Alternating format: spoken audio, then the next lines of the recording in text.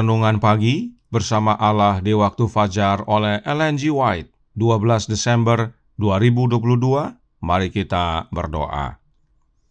Bapa kami yang di sorga, Allah pencipta langit dan bumi, laut dan segala isinya, Allah yang maha besar, maha kuasa, satu-satunya Allah yang benar, yang kami sembah selalu melalui anak-Mu yang tunggal, Yesus Kristus. Terpujilah Yesus, anak Allah yang maha tinggi, yang adalah satu-satunya jalan dan kebenaran dan hidup bagi kami. Pada pagi hari ini kami bersyukur boleh bangun dan berbakti, dan sebagaimana membaca dan mendengarkan nasihat firman-Mu, kiranya ini menjadi pembaharuan bagi kami semua, agar kami menjadi umat-umat yang memelihara kebenaran dan pada akhirnya boleh memasuki rumah kediaman Allah di sorga. Beserta kami sepanjang perbaktian ini kehendak-Mu yang jadi. Ampun kami akan dosa dan salah, karena kami berdoa hanya dalam nama anak Allah yang tunggal, Yesus Kristus, yang adalah Tuhan dan Juru Selamat kami. Amin. Renungan hari ini akan dibacakan oleh Saudara Amir Siregar. Kepada Saudara Amir, kami persilahkan. Terima kasih. Bacaan kita tanggal 12 Desember berjudul Kediaman Allah adalah Rumah Umat Tebusan. Ayatnya terdapat dalam Yohanes 14 ayat 1-3. Yohanes 14 ayat 1-3.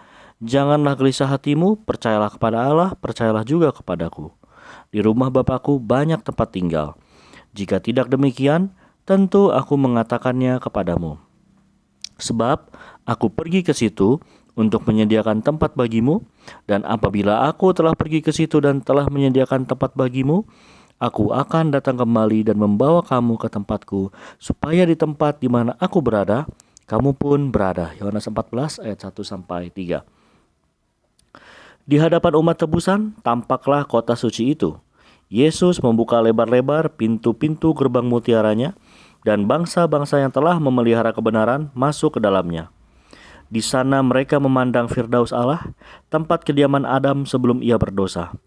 Kemudian suara itu yang lebih merdu dari musik manapun yang pernah didengar telinga fana, terdengar berkata, "Perjuanganmu telah berakhir. Marilah hai kamu yang diberkati Bapa-Ku, warisilah kerajaan yang disediakan bagimu sejak dunia dijadikan." Alfa Omega Jilid 8 halaman 681-682. Kemudian saya melihat malaikat-malaikat yang tidak terhitung banyaknya membawa mahkota kemuliaan dari kota itu, sebuah mahkota untuk setiap orang kudus dengan namanya yang tertulis di atasnya. Ketika Yesus meminta mahkota-mahkota itu, malaikat-malaikat mempersembahkannya kepadanya, dan dengan tangan kanannya sendiri Yesus yang indah itu memakaikan mahkota-mahkota itu ke atas kepala orang-orang kudus. Dan dengan cara yang sama malaikat-malaikat membawa kecapi, dan Yesus menyerahkan kecapi-kecapi itu juga kepada orang-orang kudus. Malaikat-malaikat pemimpin mula-mula membunyikan nadanya. Kemudian setiap suara mengangkat pujian dan syukur yang berbahagia, dan setiap tangan dengan cekatan memetik tali-tali kecapi yang mengeluarkan bunyi musik yang paling merdu tiada taranya. Kemudian saya melihat Yesus memimpin rombongan yang ditebus itu ke pintu gerbang kota itu. Ia memegang gerbang itu dan mendorongnya di atas engselnya yang berkilau-kilauan, lalu menyuruh bangsa-bangsa yang telah memelihara kebenaran supaya masuk ke dalam. Kemuliaan luar biasa yang mereka lihat di mana-mana. Tulisan-tulisan permulaan halaman 411 dan 412. Demikian bacaan kita pada hari ini. Terima kasih, Tuhan Yesus memberkati. Terima kasih atas penata layanan Saudara Amir. Tuhan Yesus memberkati. Selamat pagi saudaraku dalam Tuhan. Renungan hari ini berkata dalam Bersama Allah di Waktu Fajar, halaman 372 paragraf 1. Yesus membuka lebar-lebar pintu-pintu gerbang mutiaranya, dan bangsa-bangsa yang telah memelihara kebenaran masuk ke dalamnya. Jadi, mereka yang masuk ke dalam rumah kediaman Allah adalah orang-orang yang telah memelihara kebenaran. Nah, tentang kebenaran, Roh Nubuat berkata dalam The Present Truth, Januari 7 tahun 1897, paragraf 9.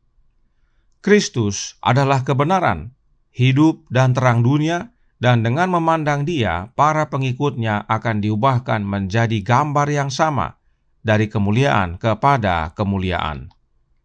Jelas bahwa kebenaran itu adalah Kristus. Kemudian Roh Nubuat juga menyatakan yang berikut ini tentang kebenaran.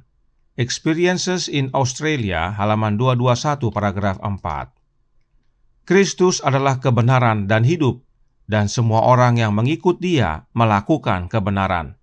Kita menuruti firman. Kristus adalah kebenaran, dan bila kita ikut Yesus, maka kita akan menuruti firman, sebab Yesuslah firman itu. Karenanya Roh Nubuat mengamarkan yang berikut ini dalam suratnya nomor 84 tahun 1895 paragraf 11. Kristus adalah kebenaran, dan menolak kebenaran mereka menolak Kristus. Itu sebabnya hanya mereka yang memelihara kebenaran atau yang memelihara Kristus yang dapat masuk ke dalam rumah kediaman Allah. Nah sekarang, apakah yang dimaksudkan dengan memelihara kebenaran? Perhatikan yang berikut ini dalam Signs of the Times 22 Desember 1887 paragraf 3 berkata, "Setiap orang yang memasuki gerbang-gerbang itu dan berjalan di jalan-jalan itu akan diubah dan dimurnikan di sini oleh kuasa kebenaran."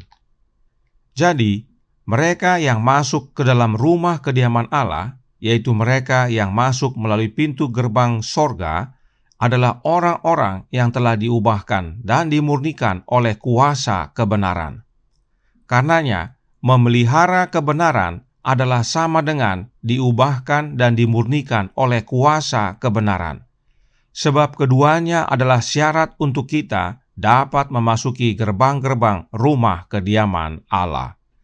Sekarang, bagaimana caranya untuk memiliki kuasa kebenaran yang mengubahkan dan memurnikan ini? Dengan menerima Yesus tentunya, sebab Yesuslah kebenaran.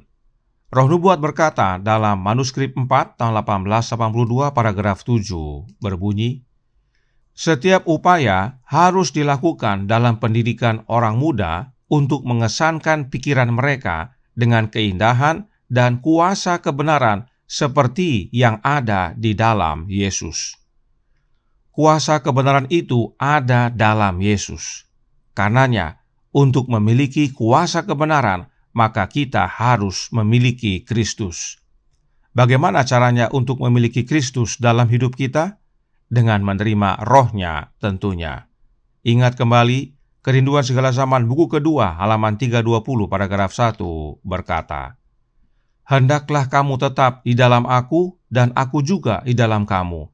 Tinggal dalam Kristus berarti selalu menerima Roh-Nya, suatu kehidupan penyerahan yang tidak terbatas kepada pekerjaannya.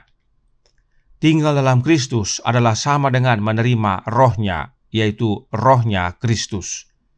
Inilah maknanya memelihara kebenaran, yaitu dengan menerima Kristus tinggal di dalam kita, sebab Kristuslah Sang kebenaran yang berkuasa mengubahkan dan memurnikan kita menjadi serupa dengan Dia, agar kita dapat memasuki gerbang-gerbang rumah kediaman Allah nanti. Kiranya ini menjadi pembaharuan dan sukacita bagi kita semua. Tuhan memberkati. Saya bawa dalam nama Yesus. Amin. Mari kita berdoa. Bapa kami yang di sorga, Allah pencipta langit dan bumi, laut dan segala isinya, Allah yang maha besar, maha kuasa, sumber segalanya, yang kami sembah selalu melalui anak-Mu yang tunggal, Yesus Kristus.